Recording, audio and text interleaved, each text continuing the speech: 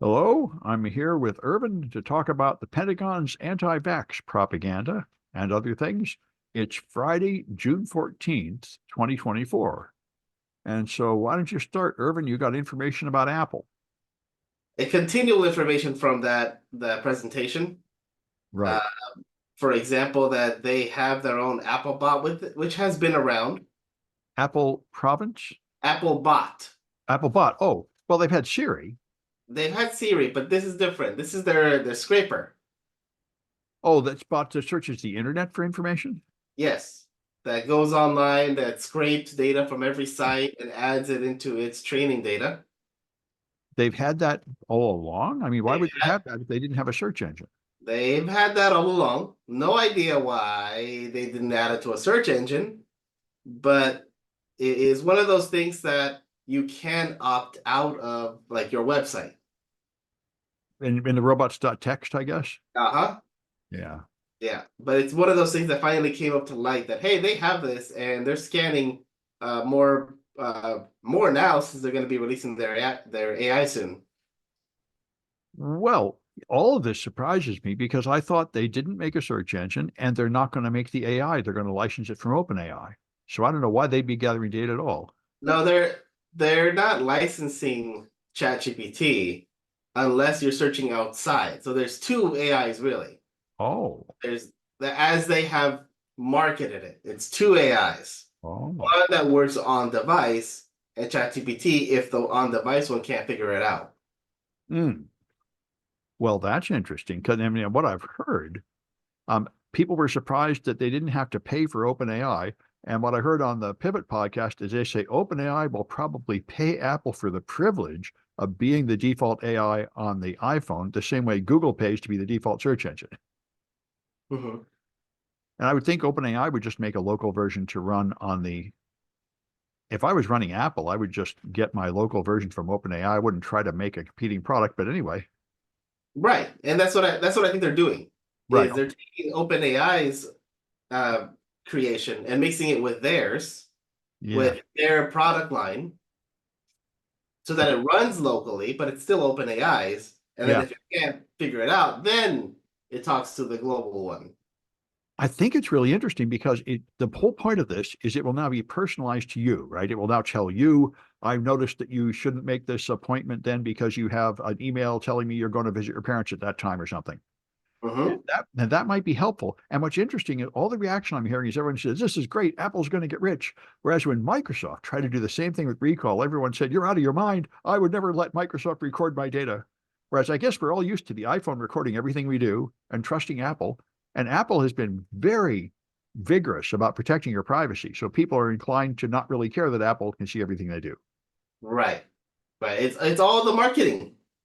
Well, I think it's also in your reputation. You know, Apple really does vigorously say, you know, you can put your personal pictures and emails and everything on that phone, and Apple will not suck it off the phone and leak it out, and they really don't. Mm-hmm. They totally could, right? They could just change your. In fact, you even send it up to iCloud, where they in fact really can read it all, and yet they never do. Mm-hmm. So, yeah, so I think it's trust. You know, I remember when Elon Musk said, Twitter, I'm going to make Twitter your bank. And we all said, are you out of your mind? And Facebook Right. said, I'm going to make Facebook your bank. And we said, are you out of your mind? But then Apple says, I'm going to make Apple Pay. I'll be your bank. And I say, sure, that's great. Yeah. Yeah. Yeah. Yeah. Reputation matters. Absolutely. Yeah. Okay. Well, I got this one that caught my attention, which I think is going to be all over the mainstream press. It's this, I wonder who broke this. Reuters. Reuters did an investigation, and what they found is during COVID, the Pentagon, I guess the Army, ran an anti-vax campaign to undermine China in the Philippines. And they made hundreds of fake Twitter accounts and they used them to send out messages like, well, the virus came from China. Now are you going to trust a vaccine that came from China? Don't let them shoot you with this poisonous shot. And my first reaction is, well, that's in fact more or less true. The Chinese vaccine was garbage and wouldn't protect you from COVID. But I think they didn't know that at this time, and they stoked up anti-Chinese racism. So it's a pretty bad look for the Pentagon. Like, you know, we're making a big deal about how the Chinese and the Russians are making fake social media accounts and trying to influence our politics with disinformation. And we appear to be doing exactly the same thing. Yeah, it just sounds like business as usual for this level of countries. And so, all our outrage at our enemies doing this and saying they're evil and we're not evil is sort of revealed as kind of hypocrisy. Mm-hmm. So people are getting pretty mad about this, especially, we've done this before. I think it was in Pakistan, maybe, um, somewhere, they were sending, uh, like doctors are being sent in to a charitable group like the Red Cross to deliver vaccines, and the CIA snuck spies in among them. So rumors went around, don't let those people shoot you with vaccines. Those are CIA agents. They're probably killing you. And so people wouldn't take the vaccine. And then they said, in retrospect, we probably shouldn't have put spies in with the doctors. And I've seen people say, like all the Tom Clancy novels, he said, do you think the CIA thinks long term? They don't. They just think about how to kill this one guy today and let the blowback come later. Who cares? Yep, yep. Yeah, well, Definitely them. yeah, it does seem to be that way. Anyway, there's a big scandal about this. Um, we'll see if it does any good. I'm pretty skeptical. Me too. Well, you got this one about Wells Fargo employees. This sounds pretty exciting. This could affect people I know. Oh yeah, this will affect a bunch of folks. So Wells Fargo was upset that their workers were using stuff to simulate keyboard activity when they really weren't working and fired them. So I guess they were monitoring people and Uh-huh. firing them for not being on the keyboard. So you just install one of the mouse jigglers or something. Right. And those people got caught and were kicked out. They were let go for simulating their work activity. Yeah, well, it's easy to I mean, it's an interesting issue. I suppose they might legally be allowed to do this if it was in your contract. But if I was running the company, I would say I think people's pay should be reflected on whether they actually get the job done, and not really whether their mouse is moving. Yes, but see, you'd be a sensible boss compared to other people. Perhaps. I mean, this does seem like a really I know some people do this for their students. They go in Canvas and see how many hours were you logged into Canvas and try to punish them based on that. And I've never been any interested in doing that. And I remember all the crazy stuff Liz was always talking about, how they put these anti-cheating software that looks at your eye movements and tries to see if you're cheating. And it Mhm. just to get it wrong and make a mess. And I remember when students started turning in perfect papers a couple of years ago, I thought maybe they were getting them from AI, but I said, it'd be far worse to accuse an innocent student who writes a good paper of doing that than I think I'm just devaluing the papers in my class. I'm going back to live presentations to judge them. Because of course everybody can make a perfect paper now with ChatGPT. Right, And right. and they should. I mean, when they're on the job and the boss wants something, you should probably use AI to help you write it. There's no point discouraging that or resisting it, but it means you can't take the quality of the paper as much of a reflection of the skill of the student anymore. Mm-hmm. Mm-hmm. But yeah, presentation is a great way to, okay, let's see what you know by being up there in the spotlight. Yeah, and also learning to make a presentation of your work is a real important job skill. Mm-hmm. So, Very much. but this is something I learned after maybe my first 10 years of teaching. I'm much less interested in evaluating the students. My only goal is to motivate them and help them so the ones that really want to learn can learn. I don't see myself as measuring their skill so much anymore. That's Mm-hmm. as just ignore the ones that are cheating and just focus on the ones that are here to learn and help them learn. There's a lot of out experienced teachers did around me. Anyway, so speaking of which, it's interesting how effective protests can be. Microsoft recall has now been downgraded again. I mean, they announced it just a couple of weeks ago, and everybody freaked out and said this is insane. And they proved that it was much less secure than they said. And so then they said, well, we won't turn it on by default. And now apparently they're not going to roll it out to mass people at all. They're going to take it back to just beta testing an insider program.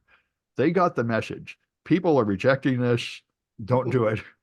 Um, and similarly, Kashmir Hill, her big beat is privacy. And she exposed the fact that cars are reporting your driving habits back to your insurance company without telling you. And now the company that does this is shutting down. Because once they exposed what they were doing, everyone rebelled. So it's amazing. Political activism and putting things out in the press really does work sometimes when you expose a real scandal. Sometimes it makes real changes. Hmm. And another one I got here I thought was pretty interesting is I'm I'm an AI consultant for some companies, and everybody's rolling out AI. And yet people have now begun to stop spending so much on AI because their bosses have come in and said, okay, we spent all this money on AI last year. What did it actually accomplish? And the answer is pretty much nothing. When you make a chat bot, did you really get to cut your staff? Did you really improve relations with the customers? And pretty much no. It, I've always wondered about this. All this AI stuff is really just in beta test version. Chat GPT and everything doesn't really work. It doesn't really keep your data private. You can't really, almost every company, all the big companies have said you can't use it. So, I mean, I think unless you got Microsoft Copilot 365, which is a real commercial product with enough safeguards, and you got that working, or Copilot to help you write code, I think those are products that are worth it, that would really help your company. But I think they're new and nobody has like much experience with them yet. I think they're noticing that the actual results of all your AI rollouts so far have not justified the cost. And I gave a talk last week or in Chicago, and I got the Gartner chart, and it showed in 2023 generative AI was at the peak, about to come down. And I think they're right. I think Gartner puts a lot of thought in. I think it has huge buzz. Everybody's doing it, and now people are beginning to notice that it's not really that great, and it has problems and limitations, and it's a whole lot more difficult to deploy, and there are security considerations and all the stuff that happens when you're at the peak of the inflated expectations. It's going to solve everything. It's the greatest thing ever. Hey, wait a minute, this is a lot of work. Wait a minute, it's not working. And then it begins. Now people are going to turn against it. And then after they're done with all their nonsense, it'll end up somewhere in the middle. It'll just be another thing like a spreadsheet that we all use that isn't like solving every problem and isn't getting everybody fired. It's just another tool. Or hopefully it'll mature enough where it's actually useful, but it's more contained.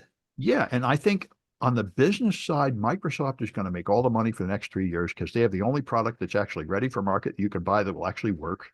And I think it looks like Apple might be the one that makes the money on the home front because Microsoft's attempt to make a home AI that would help you seems to have crashed and burned. And Apple's people are responding enthusiastically to their announcement, although I think nobody has it yet. But Right. people think maybe people will really buy a new iPhone to get this great AI helper and it will really help you. I mean, one thing I heard on a podcast is they said maybe you won't even open apps anymore. You'll just ask the AI, hey, I need a car. Contact one of those car services and get me a car. You don't even bother opening it or anything. It figures all that out for you. That might be nice. I've always wondered, why do I have an app for everything on my phone? Why isn't there just a web browser and everything's a web page? And so maybe the AI will be the everything app. Yeah, that might be the next wave. Yeah, and if anybody could do it, it would be Apple. Of course, Siri has been ridiculous. I never use it. And so Apple has some ground to cover there to make Siri useful again. But if Siri was smart enough, maybe I'd use it. Well, it's supposed to be integrated with that AI. So it's Well, supposed to get an upgrade when that gets released. the prompt, Yeah. oh, you can, hey Siri. Uh-huh. Yeah, I mean, I never use it. All it ever does is come on when I don't want it. But if I could actually talk to my phone and it worked instead of typing, that might be good.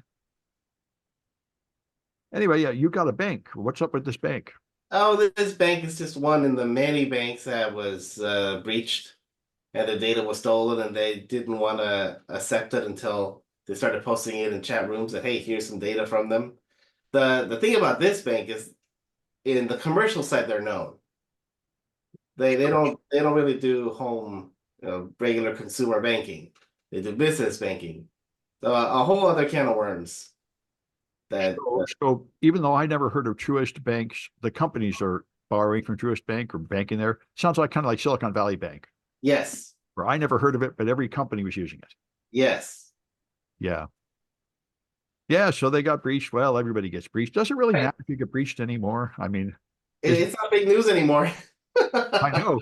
I mean, you pretty much, I don't even usually flag articles for one random company gets breached. Well, there's 10 of them a day. It's like somebody getting hit by a car in the street in the city. Um, we'll see. The big ones matter. Right. Well, I got a couple more. While I was on vacation, my sister said, hey, my Mac doesn't warn me when it's running out of battery. Can I put on something that will beep and tell you? And the fact is, you can't. There is no free app that will do that. I'm not even sure there's any paid app that will do that. So I just wrote one. And it turned out none of the Apple fancy tools work. The only thing that works is a bash script and a cron job. Old school stuff. Well, no school like the old school. Well, it works fine. I put it on my webpage how to make the cron job. So I thought other people might want that.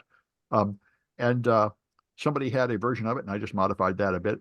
And but they had the script, but they didn't have the cron job. They tried to use Automator, and Apple Automator is totally unsuited for the task. Old school cron jobs are the edge. Of course, like I say, if any student ever has respect for me, all they got to do is look at my code, and they'll get over that. I mean, I solve everything the way we solved them in like 1981 with MS-DOS bash scripts and bash scripts, and cron, and things like that. Mm-hmm.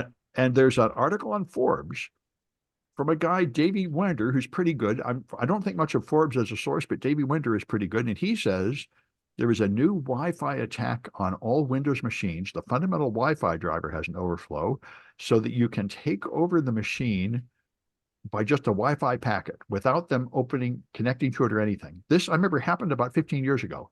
There was a way to put an overflow in the beacon frame. So just being near the access point would give someone remote code execution on your machine. And apparently this is something similar. It's weak on details. I don't think exploit code has leaked, but if it does leak, this would be an awesome way for hackers to penetrate devices. Oh, this would be great if it gets out before DEF CON. Yes, I know. And that may happen. I know we're coming around to DEF CON. I see the usual kind of rumblings happen. And just before sorry, nope, I guess, let me just check here. There was, oh yeah, what just came out right before we came on is they announced that the London hospitals that got ransomware, they ransomwared the National Health Service or the hospitals in London, and now they've said they had to cancel over 800 operations due to the ransomware. So this sounds like a really bad one. And I saw an article last week that said that they estimate that so far ransomware is targeting healthcare companies a lot now. And they claim that they probably caused something like between 50 and 80 deaths they know of so far. And I would think a lot more if they're canceling hundreds of operations in London. I mean, some of those people, they're going to, of course, try to cancel the ones that aren't critical, but that's only a guess. It's like these abortion bans where they say, is the life of the mother in danger? Well, it's only a guess. How do we know how much danger you're in? The fact is, there's an error bar there. So I'm sure some of those ones they thought were not critical operations may turn out that, well, they really needed to do that after all. So anyway, it's a thing to be aware of. Ransomware is huge. And I've been waiting for a magic bullet against ransomware, and it's just not out there. There was a talk about ransomware at a conference I went to, and I was looking up the official defense against ransomware, and it's all security 101. Put on antivirus, put on the updates, implement some network segmentation. I mean, that's good stuff, but we know in practice, none of that is stopping it. Well, it might not be stopping it because people aren't doing it. Well, it's hard. That's true. You could say that, but it's, I remember that, but I saw a guy guest on Paul Security Weekly for ransomware. He said that every time they do it, it's always a security 101 error. So they say, rather than doing anything fancy, just focus on the same old stuff. Get rid of the default passwords and things like that. We'll see. I don't think ransomware is going anywhere anytime soon. Just growing every year. No, I don't think so. And I think it's because of that, because the 101 isn't implemented well. Maybe in some parts it is, maybe in some parts it isn't. It's just not a whole approach. Well, one thing I did hear, which is interesting, is they said, people say, can you get insurance? And they said, boy, not only is insurance getting really expensive, but when you get the insurance, they make you do all this stuff. They make you put a whole lot of work into securing your system before you get the insurance. Now that might make a difference. So we'll see, but I think it's steady employment for all of our friends and students. They're going to keep having to hire security professionals all over the place for a long time yet. Oh, yeah. Yeah. All right. Well, I think that's it for this one. And I'll have another one on Tuesday. I should be back to my normal schedule now. Yo. Oh, I might not. Yeah, we'll see. I might have to do it a little early on Tuesday. I'll contact you guys. Anyway, I'm going to stop this recording. What up? Hey there. I thought I crashed your party. Good.